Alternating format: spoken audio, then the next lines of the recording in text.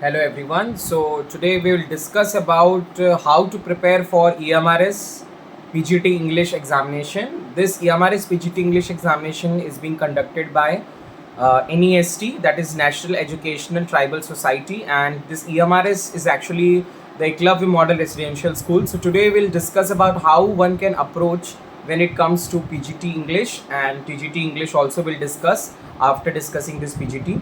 So let us see how one can approach, how one can prepare, how an aspirant can prepare for this examination. So first of all, we will see the syllabus part of this, and this forms and syllabus has already been released, and I guess the forms have already been ended also. So let us discuss how one can prepare for this exam. So let us take a quick look of the syllabus.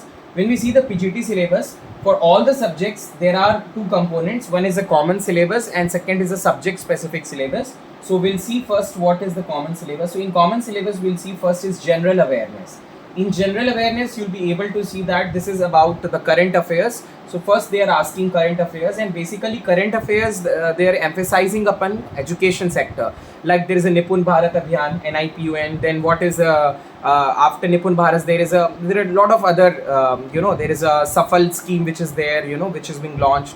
So there is a as per the new education policy NEP 2020. So it will be basically about the current affairs which are related to the field of education, right? Then second important thing is reasoning ability. In reasoning ability, you will be able to see the general puzzle, seating arrangement, one, data sufficiency, statement based question, verbal reasoning, inequality, blood relations, sequence series, direction test, assertion reason, and of course Venn diagram and all. So such type of questions will come. Reasoning is as general like any other competitive examination. Then we'll see knowledge of ICT. Here one thing to note down is that ICT, everybody should have the knowledge of computer. Here the EMRS is expecting that teachers should be having the knowledge of computers. So in ICT, which stands for Information Communication Technology, here there are certain topics which are key, like fundamentals of computer you should know, basics of operating system. There are operating systems like there is MS Office, then there is operating system, Windows operating system, different types of operating system, keyboard shortcuts and their components, important computer terms which are there, their abbreviations which are there, computer network, cyber security, and of course internet. Then we will have teaching aptitude. Here when we see this knowledge of ICT and teaching aptitude, this is quite similar to the post of or to the syllabus of common syllabus of assistant professor, and of course JRF recruitment, which is being taken, which is actually not recruitment, a kind of eligibility examination which is being taken by UGC net, that is through NTA exam, through NTA they are taking that. So it is like quite common syllabus. So if you're preparing for the net examination also, you will get these two important topics which are quite common and interlinked. So in teaching aptitude, you will see the teaching nature, characteristics, objectives and basics requirement, learners, characteristics, factors affecting teaching, and of course methods of teaching, teaching it in evaluation system. This is very common topic. Coming to the next part, basically as per the CBSE, and EMR is of course affiliated to CBSE. So this time when we see the CBSE is basically focusing upon experiential learning, and they want that there should be activities from various subjects which should be linked with the experiments. So here we have experiential activity based pedagogy and case based study. Then the most important topic is the salient features of National Education Policy 2020.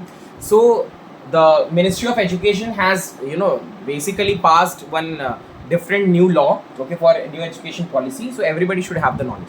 Then coming back to the next part, this is general English and general Hindi. This general English and general Hindi is common for all the PGT examinations which are being conducted by MRS.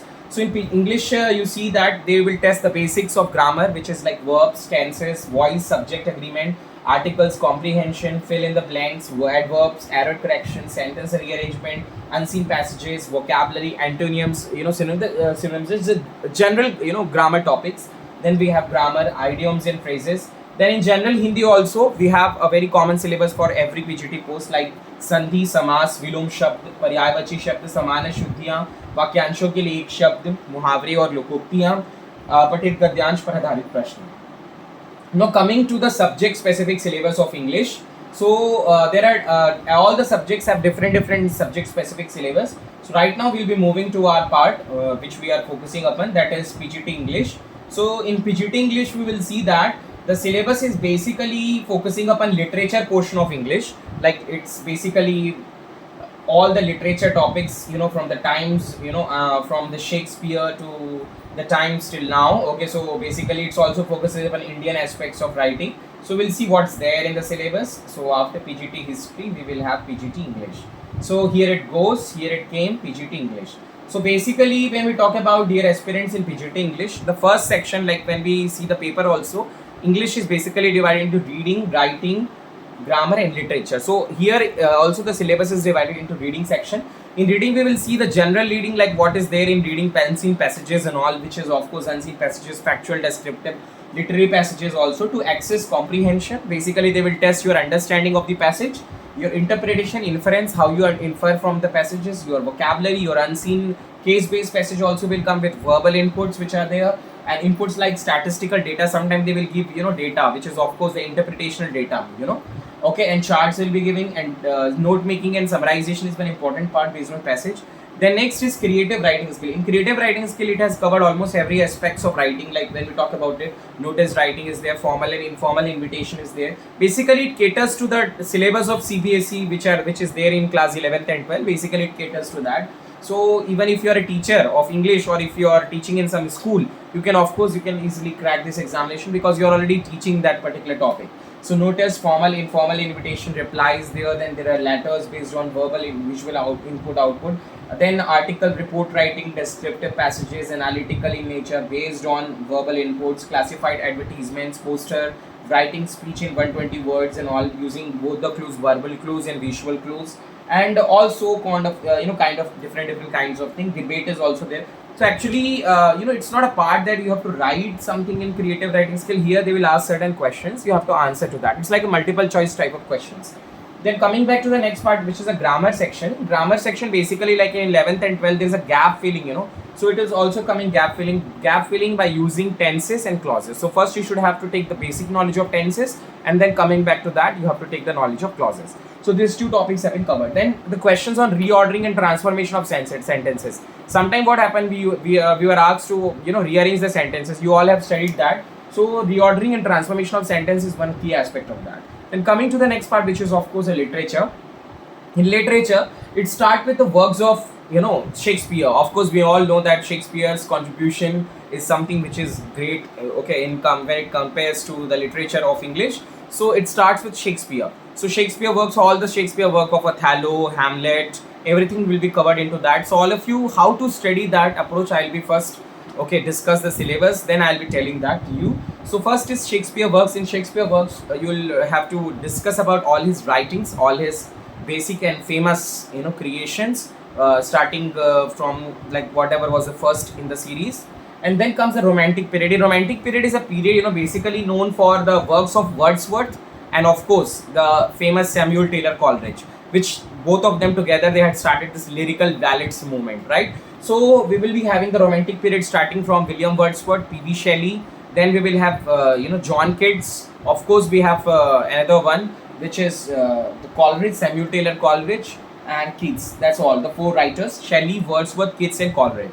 Then we'll talk about some 19th and 20th century writers of English literature, like Robert Frost is there, Hemingway is there, Whitman is there, Hawthorne is there, Emily Dickinson is there, Bernard Shaw, Arthur Miller. These are the famous ones. So you need to study about their life. I should recommend you that you should study about their life and about their works. Now it's not possible that you will be able to study the books which they have written, but a basic summary, a basic gist, okay, clear. You should know about that, like what are the characters, like what are the basic plot of the story, and what are their novels, that at least, and in which year it was published. These are the basic things, like just like the syllabus of, I guess, DSSB, or I guess it is related to the UP PGT examination. Okay, then coming back to the next part, which is a Indian part, that is the modern writing in English. Okay, when it comes to Indian English, right? So here we have the famous Indian writers like Anita Desai, Vikram Sheath, Nissim Ezekiel, K.N. Daruwala, Ruskin Bond, R.K. Narayan, Mulk Raj Anand, of course Khushwant Singh. These are the writers. You have to study about their life. I should recommend, and I also recommend that you should study about their works. Then we have modern writing in English. In modern writing in English, we will study about the English from other parts of the world as well. Like we have Latin American English, we have the English from Africa, Australia, and of course in South Asia. So like one famous writers part you can study. You don't have to study very deep into this part when it comes to Latin American English. Like in Latin America, we have one famous writer called Pablo Neruda. So you can study about the Neruda's work right here. So you should study, focus upon what he has written. Like there's one famous poem of Neruda, which is Keeping Quiet, right? So one can study about that part also. In Africa also we have different writers. Noam Chomsky is there, Noam and all. And our South Asia basically it caters to India and other parts like which are in Asia region and all. So this is all about the works of the famous writer, and of course how you have to approach and all. For literature especially, my recommendation is that all the aspirants should use internet. You should not depend upon a particular book, because see, the books which are available in the market is not sufficient. There are a lot of things you need to study, and also you need to revise. So according to me, my suggestion would be, for other parts like for reading, writing and grammar, you can study any books, not a case. But when it comes to literature, I should recommend you, because literature here is a major aspect of it. So literature, I think I should recommend you that you should prepare from internet. In Google out everything. Wikipedia is there, you can take help of that. And then of course there are some test series you may join. You can also join test series, and of course you can follow some 1 or 2 adda.com or textbook which is there. So 1 or 2 online platform, that would be like sufficient for you to prepare for this exam. And in this examination, according to me, is revision and test series is the key. So if you revise properly, if you give proper test series, you'll definitely be able to make it through. And see, in this examination, half part is general and half part is your study or subject based. So I think you should also focus upon common part which is there. You should not just simply neglect that. And literature part, of course, you have to cover it up. So I guess that internet and some YouTube lectures, videos you should watch about these writers which I have just discussed, and make notes if possible. Otherwise, if you do not make notes also, then over and over, if you have the time, then you can revise up the things over and over again. But I should recommend that you should follow the authentic sources for that, and you will definitely be able to make it through. Don't wait for the exam date. Anytime the exam dates will be announced, so I guess you should start your preparation. It's very high time. So thank you so much. I hope this video has definitely helped you. Thank you.